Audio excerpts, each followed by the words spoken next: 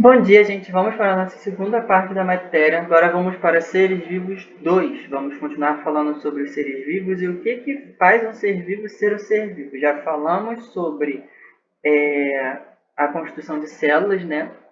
Então, o ser vivo ele precisa de células, ele precisa de metabolismo, ele precisa de resposta a estímulos, precisa de diversas coisas e nós vamos em níveis de organização.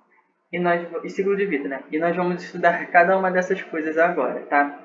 Primeiro deles, o metabolismo. Lembrando que tudo que está no slide é para ser copiado no caderno e me acompanhe no livro de vocês. Estou na página 256, tá? Módulo 3 ainda. Esse e o coisa de antes é o módulo 3.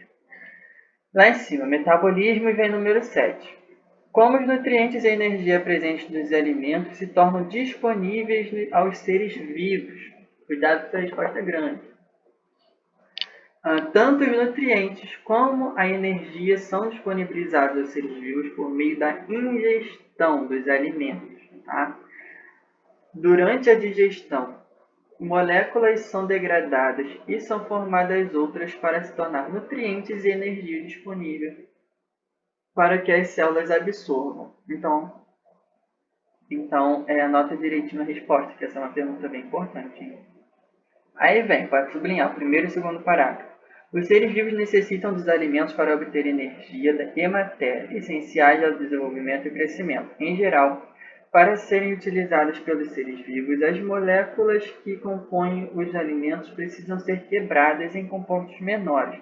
Esses compostos são utilizados como fonte de energia ou para a formação de novas moléculas, que farão parte do organismo do ser vivo. Sublinha também.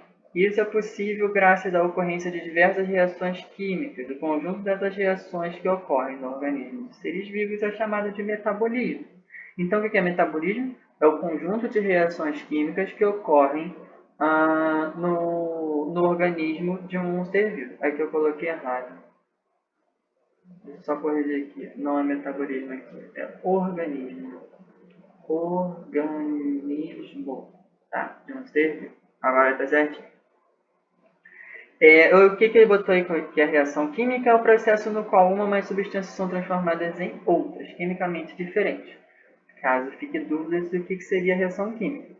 E embaixo vem o que acontece no seu metabolismo. Duas coisas acontecem no seu metabolismo. A primeira, reações que quebram as moléculas maiores, liberando moléculas menores de energia. Então, quando você se alimenta, você vai quebrar moléculas grandes de energia, de nutrientes, por exemplo, de açúcar, glicose, né, que é o que a gente come e gera energia. Você vai quebrar essas moléculas grandes e quando você quebra elas, automaticamente você libera energia.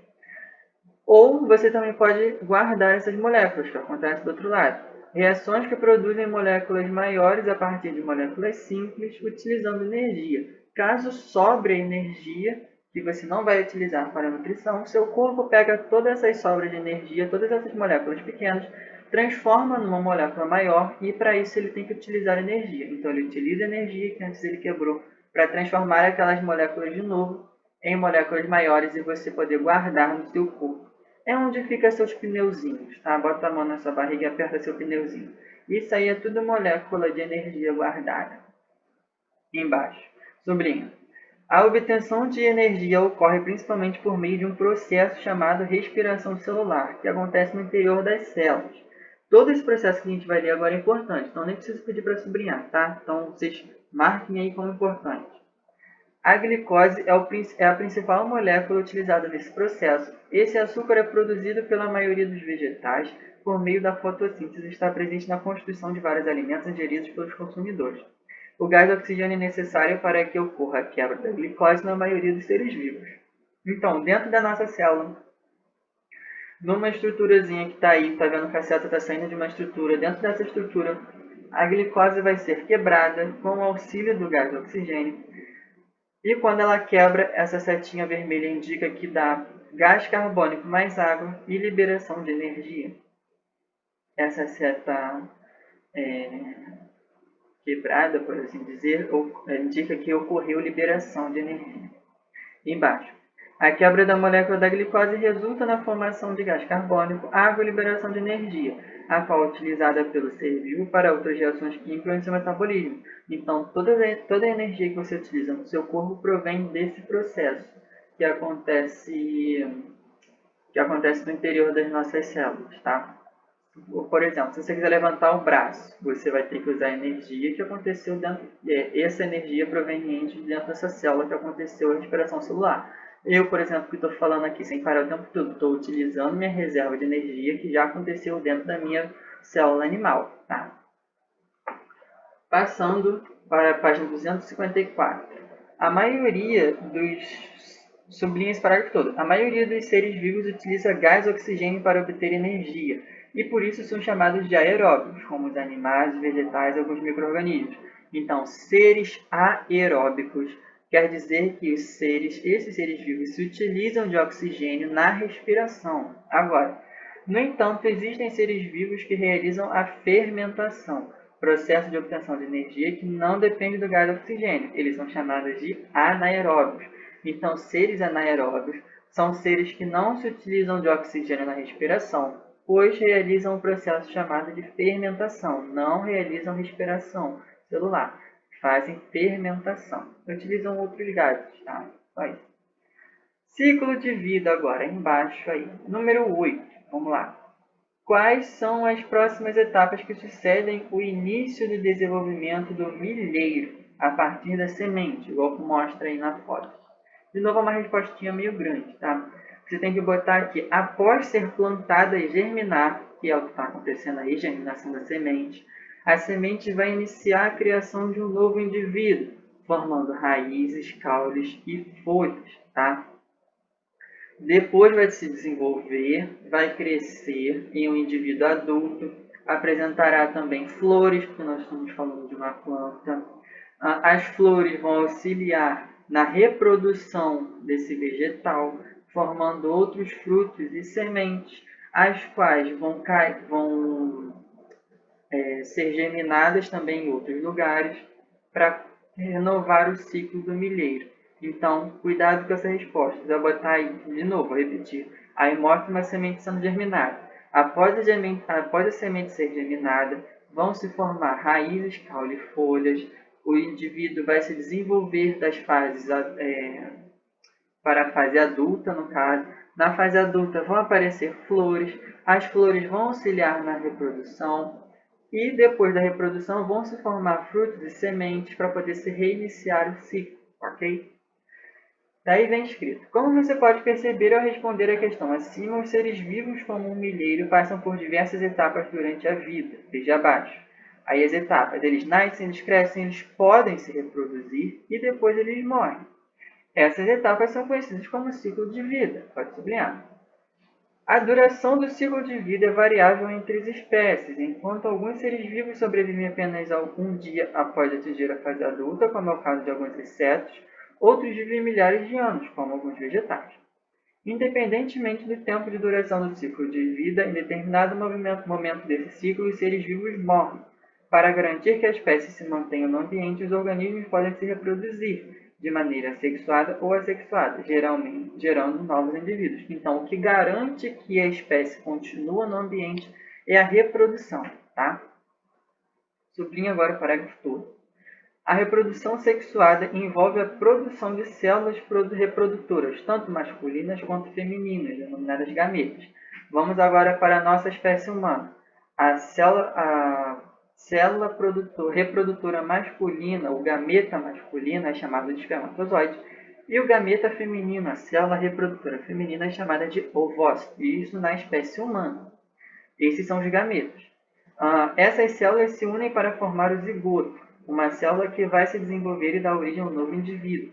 O zigoto aparece logo após a fecundação, logo após o encontro do espermatozoide com o ovócito. Quando o espermatozoide se encontra com o ovócito, o espermatozoide entra dentro do ovócito, ocorre a fecundação e essa célula já é chamada de zigoto. Essa célula vai dar origem a um outro indivíduo a partir de diversas etapas. Isso nós vamos aprender muito lá para frente. Já na reprodução assexuada, não há participação de gametas e um novo indivíduo pode se formar a partir de partes de outro ser vivo, por exemplo. Então, preste atenção, eu coloquei aqui separadinho no slide. Reprodução.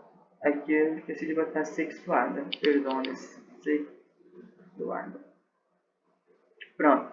Reprodução sexuada, ela vai envolver os gametas masculino e feminino. Esses dois gametas vão fecundar, vai ocorrer fecundação, vai formar o zigoto. E a célula vai se desenvolver e formar um novo um novo ser vivo. E em onde isso acontece? Em quem isso acontece? Por exemplo, nos seres humanos. Isso acontece. Acontece em diversos animais, acontece em plantas também, mas eu vou focar aqui só no ser humano para ficar mais simples de entender.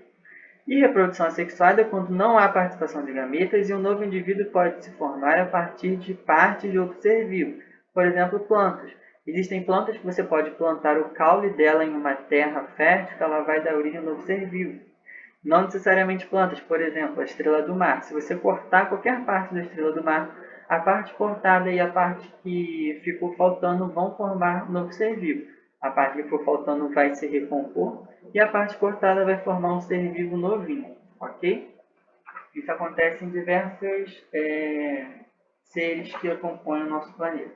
Agora a página 258 e 259 ao mesmo tempo. Primeiro lá em cima começamos com o milheiro, que mostra o ciclo de vida dele, as sementes do milho sendo plantadas no solo, sendo semeadas, elas germinando, os milheiros jovens crescendo, a inflorescência masculina e feminina do milheiro. Inflorescência é um conjunto de flores, tá? São várias flores juntas. Depois os milheiros dando espiga e por fim os milheiros morrendo, que mostra o ciclo de vida, do início ao fim. Embaixo a tartaruga marinha, fala dos filhotes da tartaruga marinha eclodindo dos ovos, eles saindo dos ovos na areia. Os filhotes da tartaruga marinha indo em direção ao mar. Uma tartaruga marinha nadando no mar, já é um indivíduo adulto. Tartarugas marinhas adultas se acasalando na praia, uma em cima da outra. Tartarugas marinhas fazendo a postura dos seus ovos, né, colocando os ovinhos na areia. E por fim, urubus se alimentando da carniça de uma tartaruga marinha, do início ao fim. E por último temos a borboleta monarca, que aparece no livro de vocês. Primeiro tem os ovinhos da borboleta. Borboleta nasce lagarta, tá?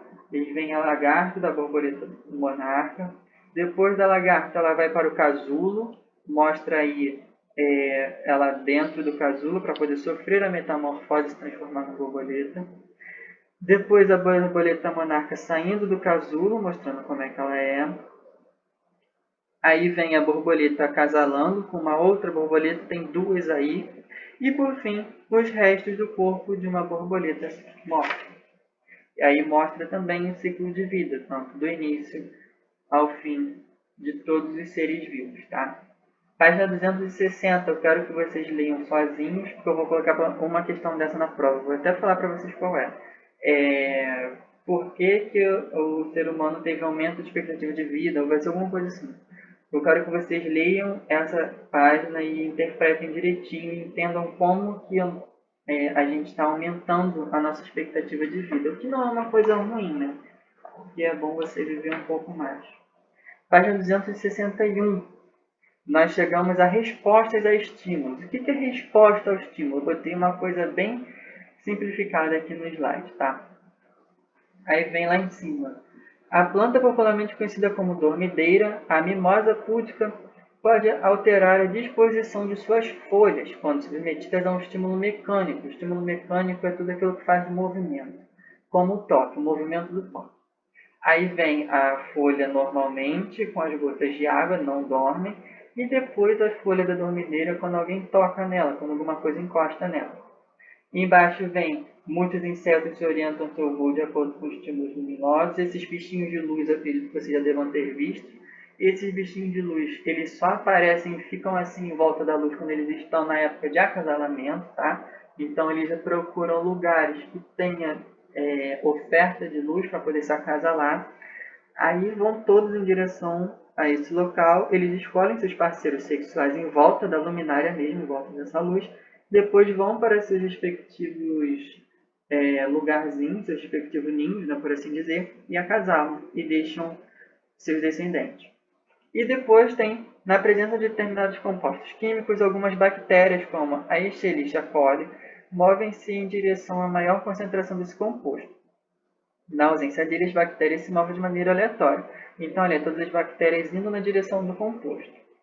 Embaixo. Como você pode perceber nos exemplos acima, sublinha, os seres vivos são capazes de responder a estímulos do ambiente interagindo com o meio em que vivem.